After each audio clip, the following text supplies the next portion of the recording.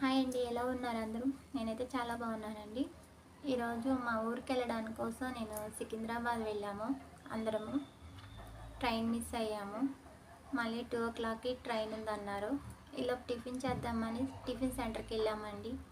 వెళ్తే అక్కడ చేతులు కడుక్కునే నీళ్ళు, టిఫిన్ చేసిన వాళ్ళందరూ చేతులు కడుక్కుంటున్నారు.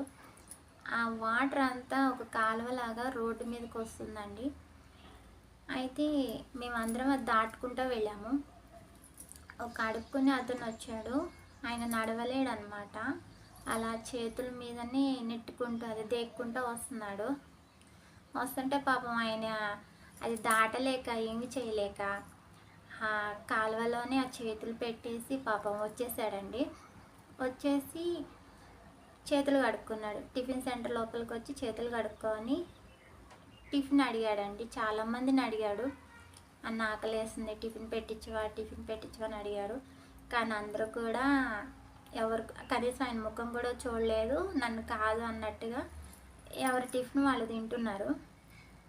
అయితే ఇంక ఇక్కడ ఎవరు టిఫిన్ పెట్టించేవాళ్ళు లేరా అని అనేసి ఆయన డైరెక్ట్ టిఫిన్ ఓనర్ దగ్గరికే వెళ్ళి, అన్న నాకు పూరి పెట్టివా అని అనేసి అడిగాడండి. నేను ఆయన్నే చూస్తున్నాను. ఫస్ట్ ఆయన అలా బురదలోంచి వస్తుంటే ఇప్పుడు ఈ బురదలోంచి వచ్చి అడుక్కోవడం అంత అవసరం అనేసి నేను కూడా కొంచెం చేదరించుకున్నట్టు చూశాను. కానీ వచ్చి అందరినీ అడిగాడు, టిఫిన్ పెట్టించు అన్న అని అనేసి. కానీ ఎవరు పెట్టించలేదు. కానీ ఆకలి అనేది మాత్రం ఊరుకోదు కదండి. డైరెక్ట్ ఓనర్ దగ్గరికి వెళ్ళి అన్న పూరి పెట్టించవా అనేసి అంటే ఆయన కూడా పట్టించుకోలేదు. తర్వాత లేదన్న డబ్బులు ఇస్తాను, డబ్బులకే పెట్టి నాకు ఒక ప్లేట్ పూరి పెట్టి ఇక్కడే కూర్చొని తింటాను అనేసి ఆయన ఇక్కడ బయటే కూర్చొని అడిగాడండి. కూర్చొని అడిగితే అయినా పట్టించుకోలేదు. డబ్బులు ఇస్తానన్నా సరే పట్టించుకోలేదు. తర్వాత ఆయన 4-5 సార్లు అడుగుతూనే ఉన్నాడు పాపం. అన్న పూరి పెట్టివా, డబ్బులు ఇస్తా అన్న, ఊరికినే వద్దానని కూడా అడిగాడు. అప్పుడు ఆయన ఏమన్నాడంటే, ఆగు, ఇంద్రానికి అంత తొందర ఏముంది, ఏమన్నా డ్యూటీ చేయాలా, నువ్వు ఇక్కడ ఉద్యోగం అన్న వెలగబెడుతున్నావా అన్నట్టుగా ఏమేమో డైలాగులు కొట్టేశాడు. అయినా కానీ అతను కూర్చున్నాడు పాపం. మేము ఆయనకన్నా ముందు వచ్చాము, టిఫిన్ చేసాము, అందరం టిఫిన్ చేసాం. మాతో వచ్చిన వాళ్ళందరూ టిఫిన్ చేశారు. కానీ ఆయన డబ్బులు ఇస్తా అన్నా కానీ ఆయనకి టిఫిన్ పెట్టియలేదు. అలానే కూర్చున్నాడు. కూర్చున్నాక నేను చెప్పాను అనమాట, ఆయన డబ్బులు ఇస్తా అంటున్నాడు కదా, పెట్టివ్వండి అని అనేసి అంటే పెట్టిస్తున్నా, వాళ్ళు అంతే అమ్మా, వాళ్ళు పెద్ద డ్యూటీలు ఉన్నాయా అదేదో అనేసి ఏమేమో అన్నాడు నాతో కూడా. నేను అన్నాను, ఆకలి అనేది అందరికి ఉంటుంది అన్న, డ్యూటీ చేసుకునే వాళ్ళకి కాదు, అడుక్కునే వాళ్ళకి కాదు, ప్రతి ఒక్కరికి ఆకలి ఉంటుంది.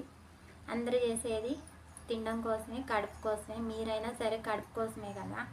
ఆయన డబ్బులు ఇస్తా అన్నప్పుడు కూడా పెట్టడానికి ఏమైంది? అయినా కూడా ఆయన మాతో పాటు లోపలికి కూడా రాలేదు పాపం. బయటే నుంచొని అడుగుతున్నాడు. ముందు ఆయన పెట్టించన్నా అంటే అప్పుడు ఆయన పూరి పెట్టించాడు. పూరి పెట్టిస్తే ఆయన బురదలోంచి వచ్చాడు కదా, వచ్చినప్పుడు టిఫిన్ ఎవరో ఒకరు పెట్టిస్తారని ఆశతోటి చేతులు కడుక్కున్నాడు. కానీ ఎవరు పెట్టించట్లేదు అని అర్థమయ్యి మళ్ళీ అదే బురదలోంచి కొంచెం బయటికి వెళ్ళిపోయాడు అనమాట. డబ్బులు పెట్టే తింటానని.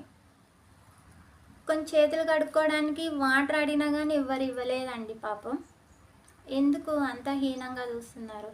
అలాంటి వాళ్ళని చూసి మనం ఇంకా చాలా, దేవుడా మాకు ఆ రాత రాయలేదు, మేము ఇంకా చాలా బెటరు అని అనేసి ఆ దేవుడికి దండం పెట్టుకోవాలి. కానీ ఆ రాత రాసుకొని పుట్టినందుకు ఆయన చూసి ఎందుకు అంత హీనంగా చూడడం?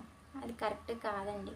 మీ దగ్గర ఉంటే పెట్టండి, లేకపోతే లేదు. కానీ మరీ అంత హీనంగా మాత్రం చూడకండి. అందరూ మనుషులమే. ఎవరు ఏ పని చేసినా కడుపు కోసమే. జాబులు చేసినా, బిజినెస్ చేసినా నాకు తలుచుకుంటేనే కొంచెం బాధ అనిపిస్తుంది. జాబులు చేసినా, బిజినెస్ చేసినా అడుక్కున్న కడుపు కోసమేనండి. అడుక్కునే అనేసి హీనంగా, చులకనగా చూడకండి. ఆ రాత రాసుకోకుండా ఆయన ప్లేస్లో మనం లేనందుకు చాలా గర్వపడాలి. అంతేగాని చులకనగా, హీనంగా మాత్రం చూడకండి. ఈ వీడియో కనుక మీకు నచ్చినట్లయితే లైక్ చేయండి, సబ్స్క్రైబ్ చేయండి. మీకు కూడా ఇలాంటి సిచ్యువేషన్ ఎప్పుడైనా ఎదురైతే కామెంట్ చేయండి. ఓకేనా? బాయ్.